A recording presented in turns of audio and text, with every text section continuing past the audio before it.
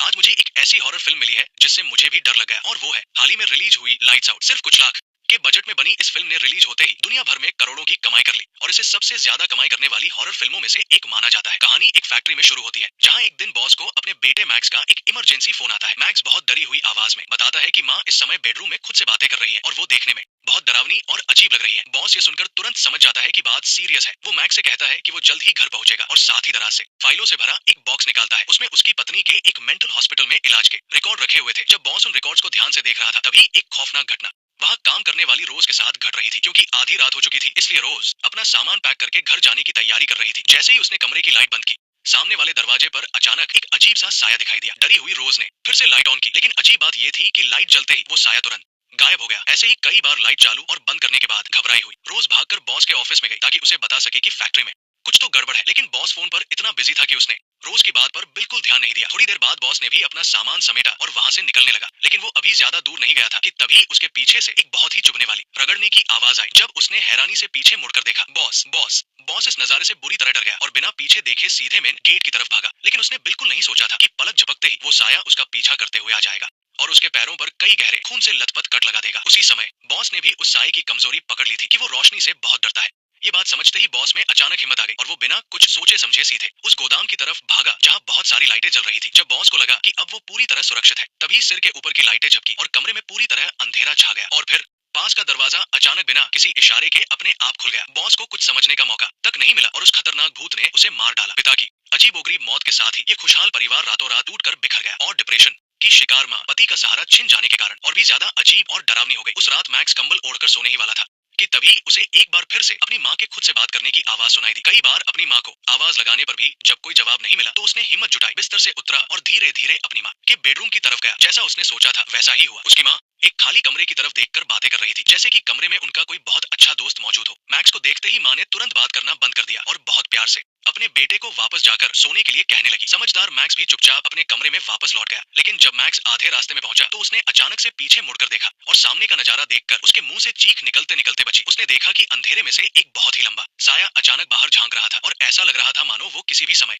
उस पर हमला कर देगा। बुरी तरह डरा हुआ मैक्स अपनी जान बचाकर तुरंत अपने कमरे में भाग गया। गनीमत रही कि उस साये का उसे नुकसान पहुंचाने का कोई इरादा नहीं था। उसने बस जोर से कुछ बार दरवाजे का लॉक घुमाया और फिर रुक गया, क्योंकि लंबे समय से इस घुटन भरे माहौल में रहने के कारण मैक्स की दिमागी हालत धीरे धीरे बहुत खराब होने लगी थी। यहाँ तक कि स्कूल में क्लास के दौरान भी वो एकदम सुस्त रहता था। उसकी अच्छी क्लास टीचर को उसकी इस हालत पर बहुत चिंता हुई, इसलिए उसने तुरंत मैक्स की बड़ी बहन सारा से संपर्क किया। लेकिन उन्हें ये नहीं पता था कि मैक्स और सारा सौतेले भाई बहन थे। सारा अपनी माँ के दिन रात अजीब ओखरी हरकतों को बर्दाश्त नहीं कर पाई थी, इसलिए वो बहुत पहले ही घर छोड़कर बाहर रहने लगी थी। इसलिए घर में क्या चल रहा है उसे इसके बारे में कुछ नहीं पता था। सारा पहले मैक्स को वापस माँ के पास छोड़ने वाली थी, लेकिन जब उसने अपनी माँ को पूरी तरह पागलों की तरह बर्ताव करते देखा, तो उसे अपने भाई पर तरस आ गया और उसने तुरंत अपना इरादा बदल दिया। संयोग से मैक्स भी अब लंबे समय तक नींद न आने की इस तकलीफ को और नहीं सह सकता था, इसलिए उसने तुरंत अपना सामान पैक किया और सारा के साथ वहां से निकल गया। शुरुआत में उन दोनों के बीच सब कुछ ठीक चल रहा था, जब तक कि एक रात गहरी नींद में सो रही सारा अचानक एक अजीब सी आवाज से जाग नहीं गई। खिड़की के बाहर चमकती हुई नियॉन लाइट की रोशनी में उसे दरवाजे के पास कोई साया बैठा हुआ दिखाई दिया। पहले सारा को लगा कि शायद मैक्स को नींद नहीं आ रही है और वो वहाँ खेल रहा है, इसलिए उसने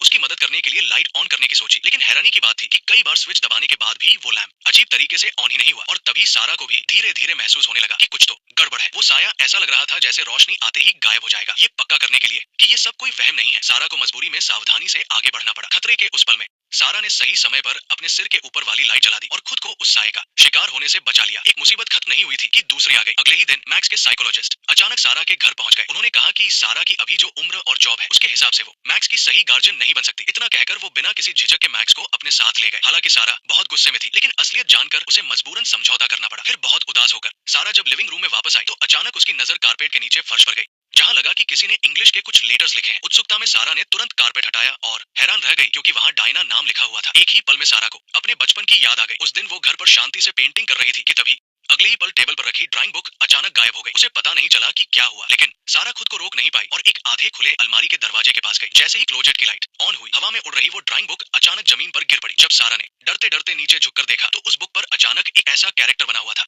जिसके पास डायना लिखा था और उसके बगल में बने पिता के चेहरे को उसने बड़ी बेरमी से काले रंग से रंग दिया था। उसी पल सारा समझ गई कि ये सब कोई इत्तेफाक नहीं है। डायना नाम का वो डरावना साया इस वक्त मैक्स की जान के लिए बहुत बड़ा खतरा बन सकता है। ये सोचते ही सारा ने एक पल की भी देरी नहीं की और अपने बॉयफ्रेंड जॉन के साथ अपनी माँ के घर वापस आ गई। वहाँ उसने डायना के बारे में बहुत सारी जानकारी खोजी और उसे पता चला कि उसकी माँ और डायना का इलाज एक ही मेंटल हॉस्पिटल में हुआ था। वो दोनों बहुत अच्छी दोस्त भी थी। उसके बाद सारा को फाइलों के एक डिब्बे में से एक कैसेट टेप मिला। उसमें मेंटल हॉस्पिटल में डायना के साथ हुए सारे हादसों का रिकॉर्ड था। असल में डायना को एक बहुत ही रेयर स्किन डिसीज थी, जिसकी सबसे बड़ी दिक्कत यह थी कि वो तेज रोशनी को बर्दाश्त नहीं कर सकती थी। लेकिन उस समय मेंटल हॉस्पिटल वाले मरीजों को इंसान ही नहीं समझते थे। निर्दयी अस्पताल वालों ने डायना को सीधा अपना एक्सपेरिमेंट बना लिया और बहुत ही बेरमी से उसके इलाज के लिए हाई पावर वाले झटके दिए। और उनके इस जंगली तरीके की वजह से डायना कुर्सी पर ही तड़प तड़प कर मर गई। इसके बाद सारा वापस अपने पुराने बेडरूम में आई। वहां उसे अचानक बचपन में बनाई हुई वो फैमिली फोटो मिल गई। जैसे ही सारा बचपन की यादों में खोई, तभी अचानक कमरे का दरवाजा अपने आप बंद हो गया। फिर एक भारी सी आवाज उसके कानों में गूंजी, जैसे नर्क से कोई शैतान लगातार सारा को चेतावनी दे रहा हो। शुक्र है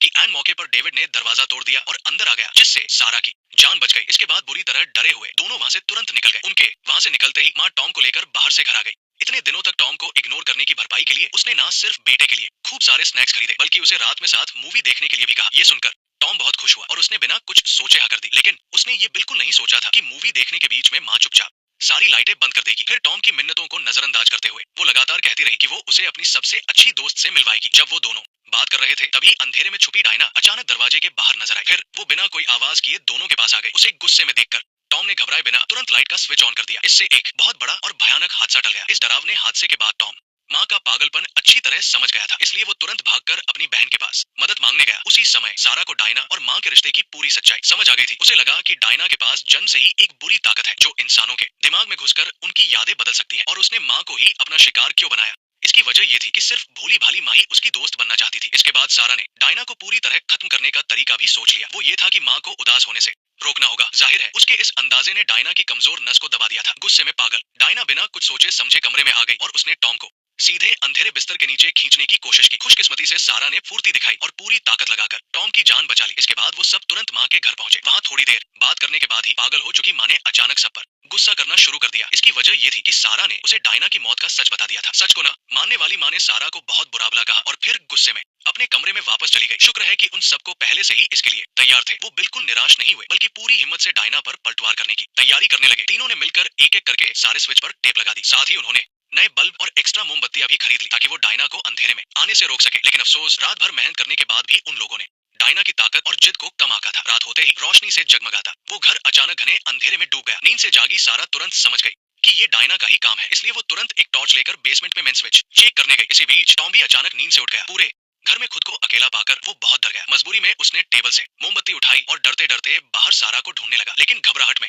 जैसे ही वो खाली गलियारे में पहुंचा, तभी उसके सामने एक भयानक नजारा आ गया। घबराहट में टॉम अपनी जान बचाकर बेसमेंट की तरफ भागा और वहां वो लाइट ठीक कर रही सारा से जा टकराया। इससे पहले कि वो अपनी जान बचने की खुशी मना पाता, दरवाजे पर अचानक डायना की परछाई आ गई और बिना मौका दिए उसने कमरा बाहर से लॉक कर दिया। जाल में फंसने का एहसास होते ही सारा जोर जोर से अपने बॉयफ्रेंड डेविड को बुलाने लगी। सारा की मदद की पुकार सुनकर डेविड तुरंत वहां आ गया। जब डेविड अपने हाथ की टॉर्च से जोर जोर से दरवाजा पीट रहा था, तभी डायना की परछाई अचानक उसके पीछे आ गई। उसने बिना कोई रहम खाए डेविड को पकड़ लिया और उसे बुरी तरह पीटने लगी। ये देखकर कि वो अब मरने ही वाला है, डेविड ने दिमाग चलाया और तुरंत रिमोट से अपनी गाड़ी की लाइट ऑन कर दी। इससे डायना की बुरी आत्मा वहां से भाग गई। बुरी तरह डरा हुआ डेविड बिना रुके गाड़ी लेकर वहां से भाग गया। बेसमेंट में फंसी सारा ने जब ये आवाज सुनी तो हालांकि उसे यकीन नहीं हुआ कि उसका बॉयफ्रेंड इतना डरपोक निकलेगा, लेकिन इस समय अपनी जान खुद बचाने के सिवा कोई और रास्ता नहीं था। बचने की गहरी तड़प के साथ सारा और टॉम भागकर स्टडी रूम में गए। फिर सारा ने आग जलाने वाली जगह में आग लगा दी ताकि उस तेज रोशनी से डायना उनके पास ना आ सके। उसके बाद उसने टॉम से एक यूवी लाइट ली और संभल कर बेसमेंट में इस मुश्किल से बाहर निकलने का रास्ता खोजने लगी। यूवी लाइट की रोशनी में सारा ने बेसमेंट के अंदर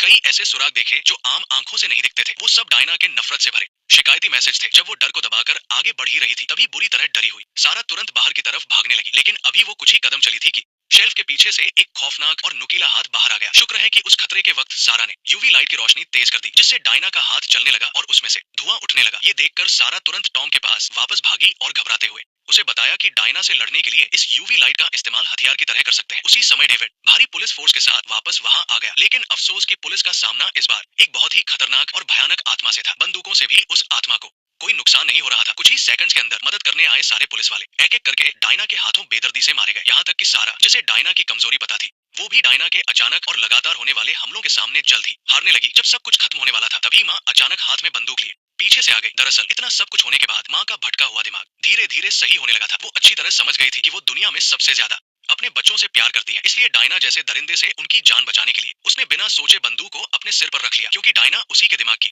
एक उपज थी। जब तक उसके खुद के दिल की धड़कन बंद नहीं होगी, डायना खत्म नहीं हो सकती। डर से कांपती हुई डायना चीखते हुए उसे रोकने के लिए भागी, लेकिन एक जोरदार गोली की आवाज के साथ डायना का शरीर पल भर में राख के ढेर में बदल गया। कहानी के आखिर में मौत के मुंह से बचे उन तीनों ने अपनी बची हुई जिंदगी को खुशी से जीने का फैसला किया और फिर एक दूसरे का सहारा बनकर उन्होंने एक नई और खुशहाल जिंदगी की शुरुआत की और यहीं पर फिल्म खत्म हो जाती है।